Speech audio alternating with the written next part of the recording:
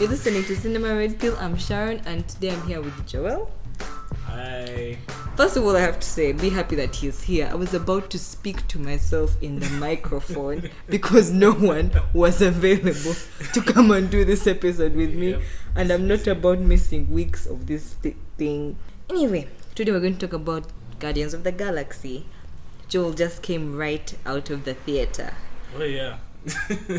So, unprepared, his opinion will be unthought through.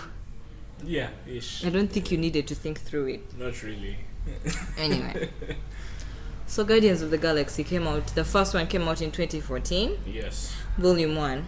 When it came out, it was always... People kept referring to it as Marvel's biggest risk. Yes. Because they were dealing with characters who no one knew. Yep. Untested properties. It's the second biggest risk in my book. What was their first biggest risk? Iron Man.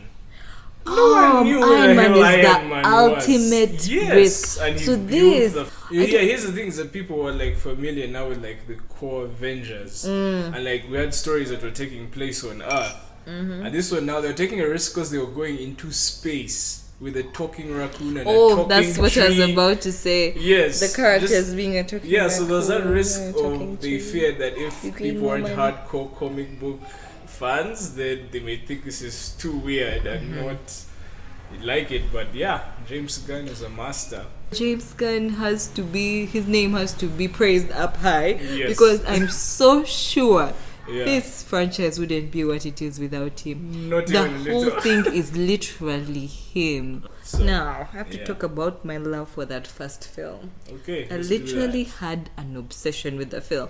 And not when it came out, from when the first trailer hit. I don't know if I was looking for something to fall in love with at the moment and it just came at the right spot. Yeah. Because I got a crazy obsession with it. I used to watch that trailer on loop. Like every night, over and over and over again. And then I had it all over all my social media, all over my phone. I was calling myself Gamora before I Jesus had even Christ. seen her. That's how insanely into the whole thing was. Partly because of Parks and Rec. Chris Pratt was in Parks and Rec and I loved his character. Okay. So seeing him buff up and lose his weight and become Chris Pratt, the leading man in Guardians of the Galaxy, had me super excited. I like Gamora for being the go-to alien chick in the crew. That's like her thing. I liked Zoe Saldana for doing that. Yeah. I started using Tumblr around that time. Yeah. And my Tumblr was following only Guardians of the Galaxy Jesus things. Christ. So my obsession was high. Okay. Then comes the story where I failed to see it on the Friday showing because... Did I tell you that Yes, story? you did. Yeah. A sad fucking story. I didn't have money. I literally shed tears. Anyway, long story short, I had an obsession with this film. Yeah. And I loved it when I watched it. Yeah. So, such hype actually coming to fruitful something. I was so happy for it to make that 93 mil in the it did first really, week. really It did well, so yeah. good. I loved the movie. When it came out on DVD, I've watched it over 8 times now. I watched it twice before I saw the second one. Just know I love this film. So that's where it comes. Did it live up to my Wow. expectations? So that's my relationship with the film. I want to know your relationship with the film. Jesus Christ. Well, I'd only passingly read Guardians of the Galaxy in relation to other superheroes. I had a phase where I read a bunch of comics, and yeah, they had popped up every now and again. But they weren't nearly as interesting as they are in the movie right now. I'll say that. Like, I thought they were really cool and weird. But James Gunn just put his little stamp on it and made them endearing and like brought in this entire theme of like family and everything that I loved. Now me and the trailers, it was different. Like I didn't get like Really? no like I didn't get immediately like roped in. My excitement for it was more like okay, Marvel is trying something really different now. It's like we're going into space. Like okay, cool. And I had my own apprehensions about going into space because I had no idea what to expect, and I tried to avoid reading too much about like, the Guardians and stuff any more than what I already knew. And then I fell in love within 5 minutes. Just Chris Pratt doing his little dance. Where's the great still the relic? I was in, and the music was amazing. Before Suicide Squad ripped it off. Oh, screw those guys. The music was actually used well and it was thematic and this was my first experience of Chris Pratt. You mentioned Parks and Rec. Oh, you didn't watch Parks yeah, and Rec? I still haven't watched that. Okay, you should see that. I've just seen him in like memes and stuff, but yeah, he was super funny. Of course, as a fan of Zoe Saldana, Dave Bautista did an amazing job. Oh, he was amazing. So cool for a wrestler. Yeah, I did not expect that level from him. Yeah. So yeah, Guardians in fact is my favorite Marvel movie, like hands down. Yeah, that goes without saying for me too. Yeah. One of the best movies I've ever watched, really. That movie is fantastic. So well done. As in, that's where I head to. The bar is so high. Super high. For it to be able to meet it as a sequel. Yes. So we're saving the galaxy again? Yep. Awesome! We're really gonna be able to jack up our price if we're two-time galaxy savers. Does it live up to it or does it get anywhere close to that? But I think it gets to a place that's good enough. Mm-hmm. It's what I've been responding to people every time they ask me because they knew my obsession with the film. I say, how is it? I was like, it's good, it's not great, but what it's done is good enough. It's good enough for a sequel. It's not a bad sequel. Now this will go with things that make a bad sequel and why I was so nervous about this. Mm-hmm. I hate it when a sequel retreads exactly what the first one had, bit by bit. And sequels have this problem, although it's more common. The only things I can think on top of my head that do it a lot are comedies. Oh yes, The Hangover did a retread, bit by bit by bit. Did it two times, over and over. Then I tried to remember what happened in Iron Man 2. I couldn't remember. Jesus Christ, you don't want to see that wasn't a good sequel at all. But this sequel had things that I'll actually be able to remember. Okay. It does. That's well. It does have things I'll be actually remember, and I have hope in a 3 for 3 because James Gunn is going to do the third film. I actually have hope in a 3 for 3, and if he comes out of it with a bang, because they've said it will be a trilogy. Yes. I really think it will be a worthy rewatch of a trilogy, and for one, the Marvel films have the sameness about them. There's something so samey about these films. Only time is going to tell which one's effect will last. Yes. I really want this franchise to last. Help me, Joseph. Please make the third one. Let it be a 3 for 3. This is a good enough 2. It's not a bad volume 2. Okay. I really don't think it's a bad volume 2. So, now about the film. It focuses on the characters. Mm-hmm. I loved that. That's something that wasn't exclusively done in the first film. Mm-hmm. And then I ended up caring about characters that I didn't think I would actually end up caring about. One thing the trailers had and all the advertising had about it was Baby Groot. And a part of me was so scared they were going to push Baby Groot in my face to the point where that I had no awe left inside of me. But thankfully, they didn't overdo the Baby Groot. Mm-hmm. They do him almost just enough. He's a bit there. Also, come on. Anyway, I genuinely can't wait for him to grow up. But also, they center on a character. I'm going to say the character's name. They center a lot on Yondu. And I loved that arc. Yeah. I didn't expect it. For me, he was the pure MVP of this film. He was the character of this film. Someone who I liked him, and that guy is really good. Yeah, I liked him in the first one, Michael Rooker. Yeah, Michael Rooker, who plays Yondu.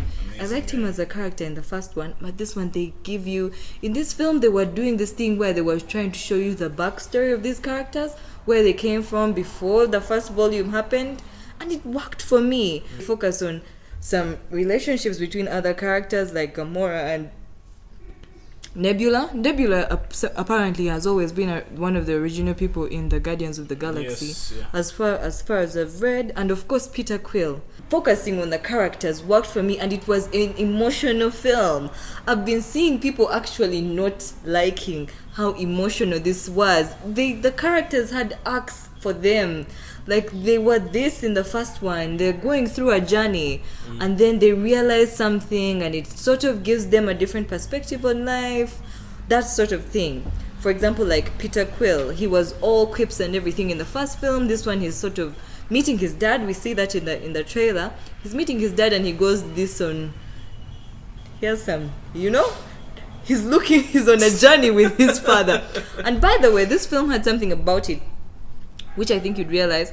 They do this thing where the characters separate. They all have two different journeys. I also like that. And it felt Star Trek-ish at some point, because they're sort of exploring the world in some sort. So yeah, it's interesting you mentioned Star Trek, because my entire take on like this sequel was that it felt like Star Trek Beyond. Really? Yeah? Yes, it did. In terms of as a sequel, you're right when you say sequels usually try to like retreat the same plot line. Yeah. Again, this one, despite some misgivings from my end on it, decided to do something completely different. They went smaller in scale. Yeah, I like rather that. than try to like blow it up and make it this bigger thing. Because when you think Guardians of the Galaxy, you think, oh, it's just going to be world-ending events.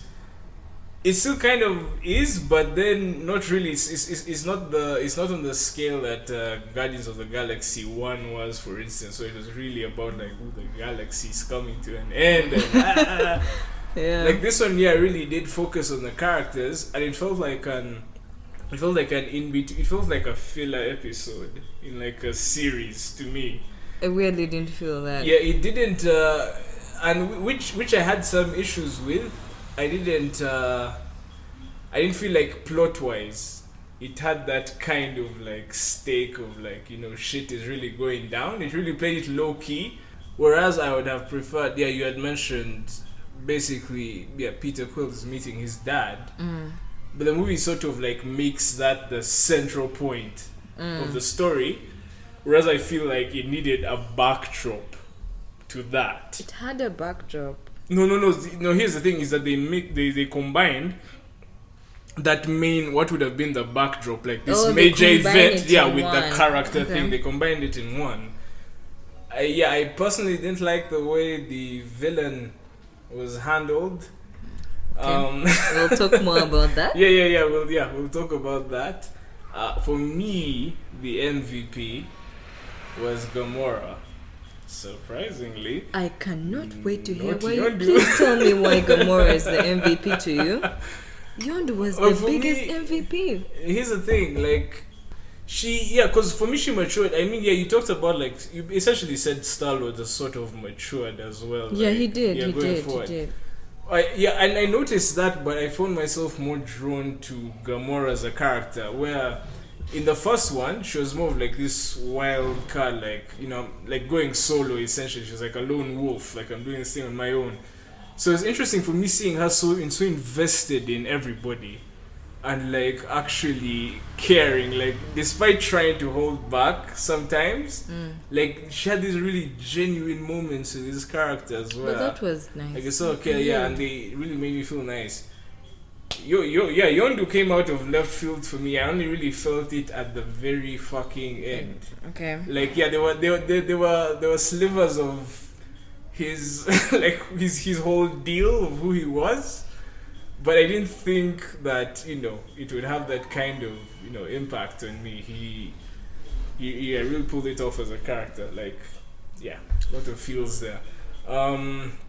What else? There's a bunch of stuff also leading up to like what's going to happen in Avengers Infinity War that I was excited I liked about. It was a lot more subtle than I expected it to be. Yes, it wasn't like I thought they were going hitting to us put over the those head with that Infinity shit. Stones in the face. That's Thank the you, thing. Jesus. This is like one of the first movies where there's no Infinity Stone. This Who would have thought? And it's the movie before Infinity War, guys. Exactly. We actually have to praise Marvel for actually So, controlling yes. themselves on that front. So yes, applause is deserved for that. I wanted to build up on what you said, how Gamora was your MVP.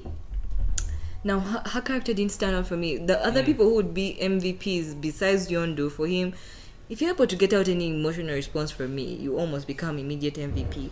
And for me, even Nebula's story was more compelling for me than Gamora. There's this dynamic between Peter Quill and his dad. Yes. And that was actually one of my worst character dynamics. Okay. Because it was feeling forced for me. And I love Kurt Russell. I love Chris Pratt. But the two of them, they weren't working. They were trying to do this father and son bonding thing. And I'll never forget, in my theater, there's this particular scene where they try to do the most obvious thing that a father and son do in a movie. And people groaned the fuck out. Really? And I was with them. My crowd groaned so bad. Sweet. And I didn't feel anything for those two. Can I tell you a scene? There's a scene between Yondu and Rocket. Do you remember that scene? Yes, I do remember that scene. I was gutted in that scene. That scene moved me. It was a little heavy-handed. No. Just a little. I'm not happy how much of opposites we are here, No, Joel. I know, no. That scene is good. Have you watched BoJack Horseman? I haven't seen BoJack. BoJack Horseman. It has this thing of self-destruction. These characters that self-destruct and are actually self-conscious and are sensitive characters, and they do things and they don't know why they do these things. Yeah. That scene moved the fuck out of me more than that sentimental bullcrap. I can't believe those characters were able to pull out a more sincere thing for me than Chris Pratt and Kurt Russell. Here's the thing, like complete opposite on that. Where I can't believe it. How are we going to do this, Here's Joel? the thing. It's like I got more out of. I know, the scene you're talking about between Kurt Russell and Peter Quill. That was ridiculous. No. It wasn't. It was corny. I will give you that. Very corny. But it hit me though. Because of Chris Pratt's, because of Star-Lord as a character, where he was coming from, and that sort of set up like what he wanted, like from a father. And yes, it seemed like super obvious. It was like the super obvious option to go, but I liked that he had that. So I was with him emotionally in that scene, as goofy as it was in all the slow-mo and everything. But That's like I felt ridiculous. it. How did you feel about Drax's humor? I liked it. Did you like it all the way through, or was it sometimes hit and miss for you? No, actually, it was mostly hit. It was hit. I don't think I can recall anything that was a miss, because it's actually Drax, like from the first one, supposed to be this sort of autistic character that doesn't get sarcasm and stuff like that. Now he has so I sort of got this whole thing of him like trying extra hard to like get jokes, and there's this sort of meta thing like going on in the background where he's like trying to like genuinely like enjoy things and like trying to get the joke and like make jokes. So I felt like he had evolved as a character. He did. Yeah, so they're were a mixture of like childish and like they're mostly childish actually, but like I really enjoyed him, and like really cruel jokes in there as well that I really enjoyed. So even him as an asshole I enjoyed. Other than like again Rocket, I got his deal. I didn't really enjoy him as a character as much. I didn't hate it. Let me just put that out there that I didn't hate it. Like I didn't actually hate anything. Fine. But yeah. But also another thing I've been pointing out about Drax is the dynamic he had with Mantis. Yes, Mantis. There's the new character Mantis, and she has some stuff going on with Drax that's actually really nice. Who should we talk about? I think Ego? now we're going the bad. Yes. And I don't know how we're going to talk about this. He's dying to talk about it, but it's possibly a spoiler. Yeah. But we're going to talk about the villain. We won't say who the villain is. But there's a villain, and he has a problem with the villain's arc. Yeah. Take it to town. So the villain, you'll pretty much know who he is, I think, pretty early on going in. And for me that was unfortunate. That you were able to see that? No, not that I was able to see that they went there. I thought they would sort of subvert expectations or something. I felt like the person they chose as the villain would have done better as like a sort of secondary arc, sort of something against the backdrop of something bigger. I know people criticize what's his name, the villain of Guardians of the Galaxy 1. Thanos. No, not No. Thanos. This other dude. The guy who... Ronan the Accuser. Yeah, people criticize him, and I get that completely, but he served his purpose for that movie. Like, he had this main threat they had to go up against, but the thrust of the movie was that you had these outcasts that had to like come together as a team, and they sort of found this family in each other. So like they had this backdrop, and then you had this main core of feels that sort of worked in the background. Now going in, I thought I was going to get something like that, but then they sort of combined those two elements now into one thing. I didn't like it as much. It sort of felt cheap, because when you compare it to like the complexity of every other person's arc, with even Rocket's arc, Yondu's arc, You can't compare those arcs because they were in the first film, Joel. No. I get it. But I mean, it's a sequel. Yeah, pretty much. But then they take one of the characters' arcs and then make it the central point of the entire movie. And I feel like they shouldn't have done that. I think that something more clever could have been done, and it sort of ruined part of the backstory for one of the characters.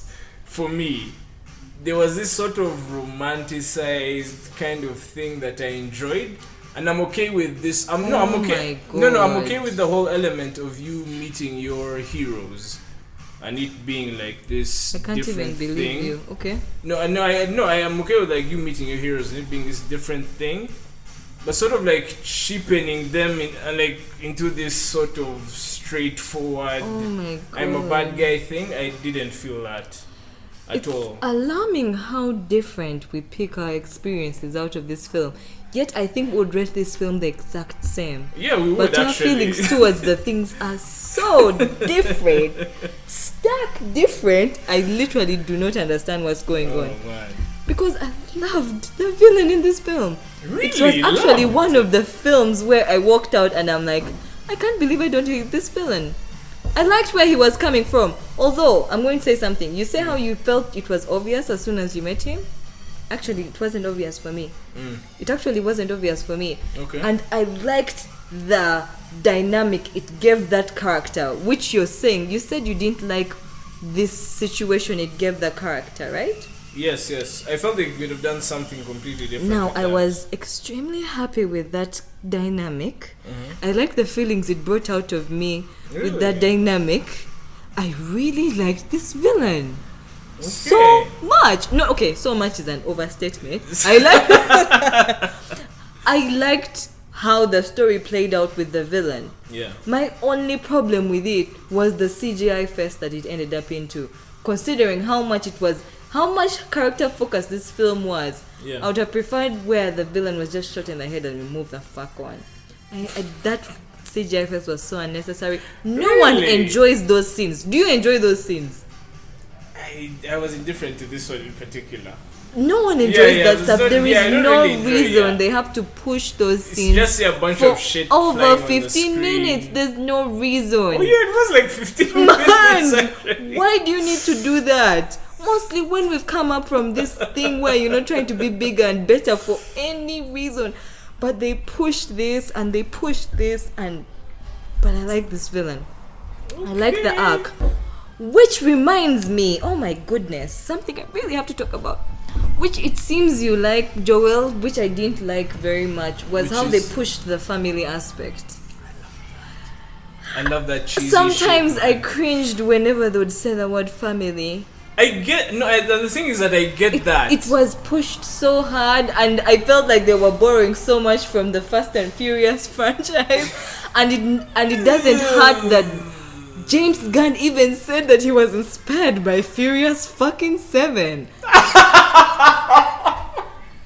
Do you know how that? I'm not even lying. That's hilarious. That he was actually anyway.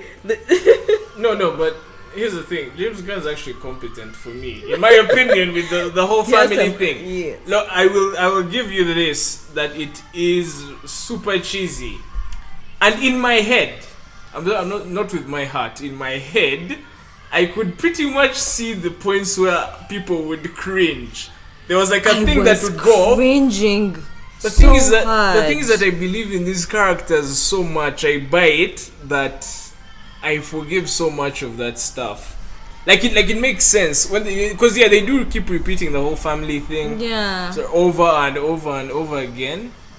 But for me, it made sense for the kind of people that they were, if that makes sense. Because for me, they're still these outcasts who have nobody, who have gone through a bunch of shit. So for me, it's always heartwarming when they actually find a connection with somebody somewhere out there.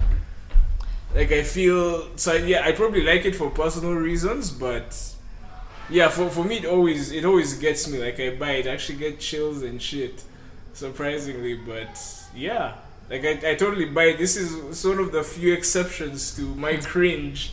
Okay. Yeah, the like Furious 7, I cringed so much. And then like we're a family. We're going to Fate of Furious because I'm going to review that shit. Now that's actually, I don't cringe to their family shit. Wow. Actually don't cringe to their family shit. Okay. Actually believe so hard in their family shit. More than I believe in Guardians of the Galaxy's family shit. They threw that shit down my throat and I didn't buy it. And they did the same thing. Although, no, the Furious films also overdo it. But the thing is, there's moments when I believe it in Fate of the Furious' family thing. And there's no moment you believe it here? Even in the first film, one of my worst moments is when they told themselves that we are family. I actually didn't like that. I fucking loved it. It made so much sense, especially with Baby Groot in the mix. I can't believe how little was talked about. Oh, Baby exactly, Groot. we haven't talked about Baby Groot at all. Adorable. Could we spoil that one line in the movie where they're like, he's too adorable to kill? What's he says it? But someone says like, no, he's too adorable to kill. And he Take him to the tailor. I don't think you can kill that little thing. Hilarious. But yeah, I'm thankful they didn't push him in our faces. They didn't. I was scared. Like the opening is nothing but Baby Groot, basically. I was scared. I'm like, I'm going like, to go through. I actually was scared that the only character development we're going to go through was Baby Groot. You don't even know my shock. My God. I was scared. I was so scared. There's one last thing. No, not one last thing. Another thing I want to talk about is the soundtrack, because this is the main thing about it. I feel like this paled in comparison to Volume 1.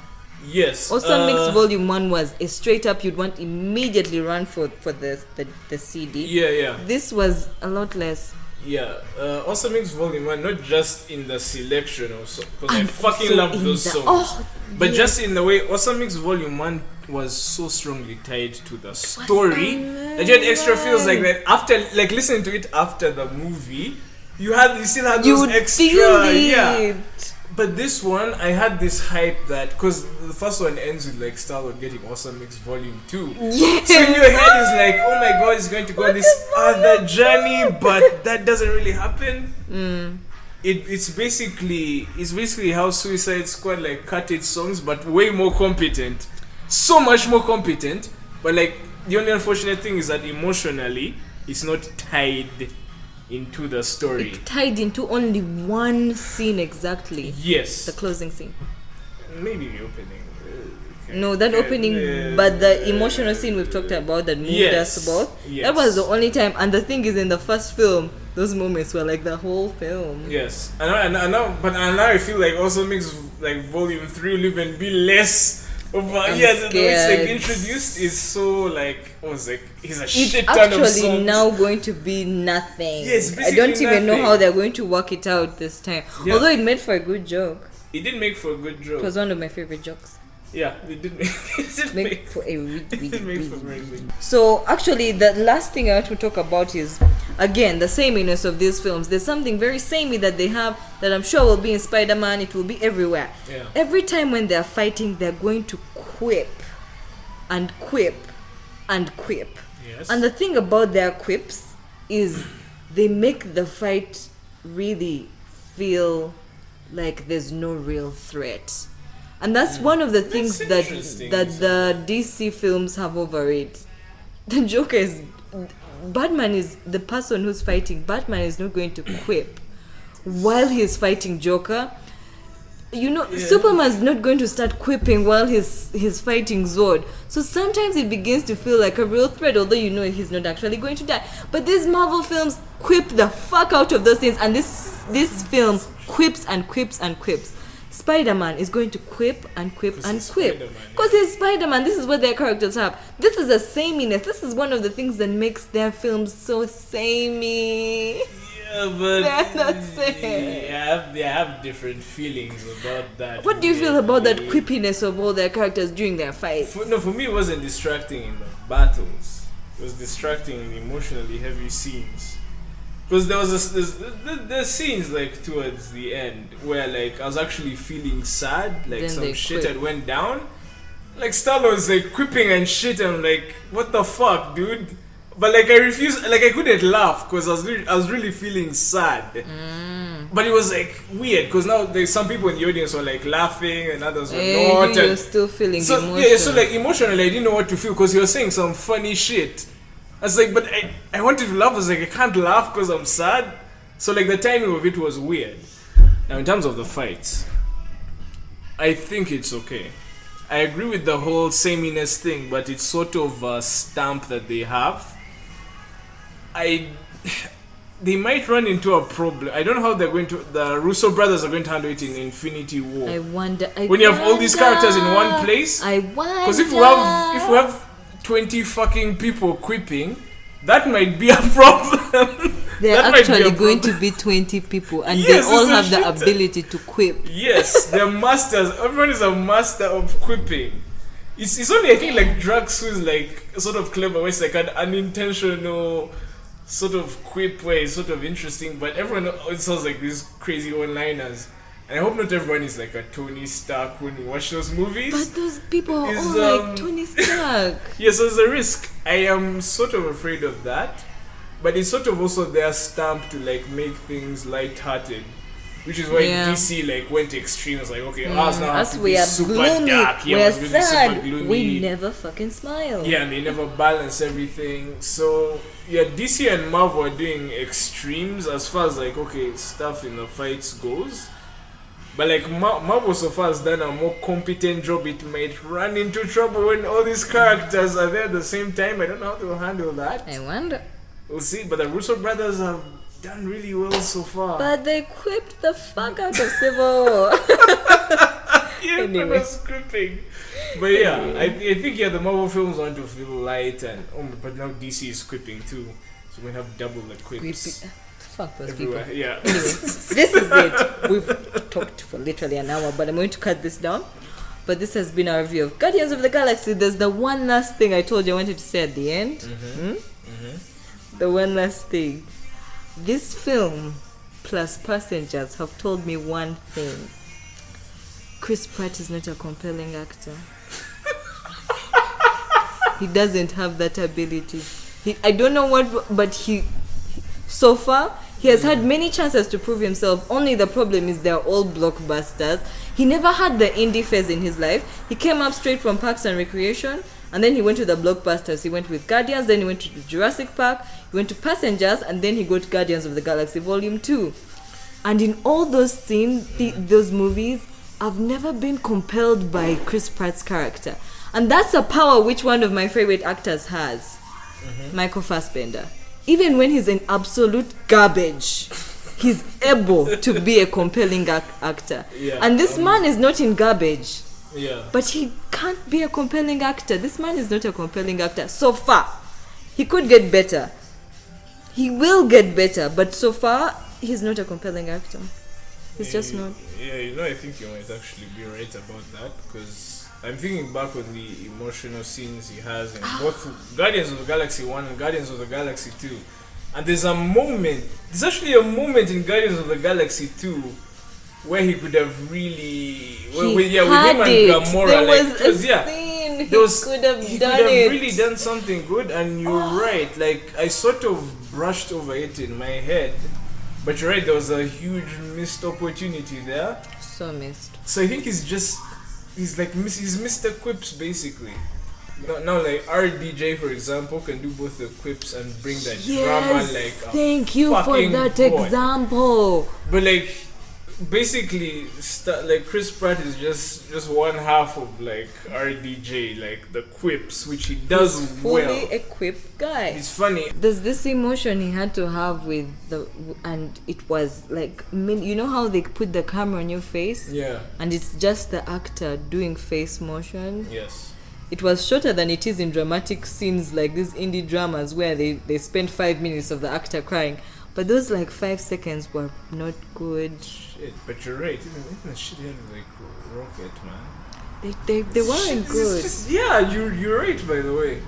He's But not a compelling actor. Yeah, he actually. But And yeah, I love the man. By I the know, time I'm me able too. to say that, I have Me seen too. some examples.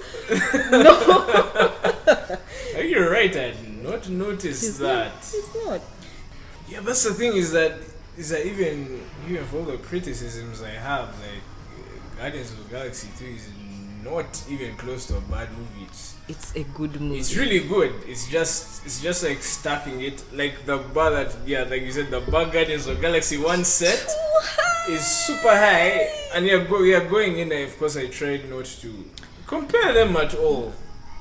Meaning, I just try to enjoy it. But you know, a weird thing I've seen is Yeah. people who didn't like one love two. What? Weirdly, I actually can't wait for Timothy to see this one because he didn't like one so much. So I think of the best sequels, the gods of sequels are examples like Empire Strikes Back, Yes. Terminator 2, Oh hell yeah. The yeah. Dark Knight. Those are some of the sequels that have rained upon their predecessors. Heavily. Heavily. Yeah. Guardians of the Galaxy 2 doesn't measure up to those, of course. Yes. But it does good, like I said in the Yeah. beginning. It does good enough. Yes. It doesn't detract on that. You know, like those of the Hangover sequels, me, I pretend they don't exist. Oh my god, yeah, they ruined the I first one so literally much. pretend they don't exist. This is not the type of thing that I would pretend that it doesn't exist. Yeah, no, this I would watch actually. Again. Okay, this is it for Guardians of the Galaxy. Thanks for listening. This has been Cinema Red Pill. I'm Sharon and I've been here with Joel. Talking about Guardians of the Galaxy. I remind you that I was possibly going to talk about this film alone for 10 minutes. Depressing. Thank you, Joel. Okay, bye.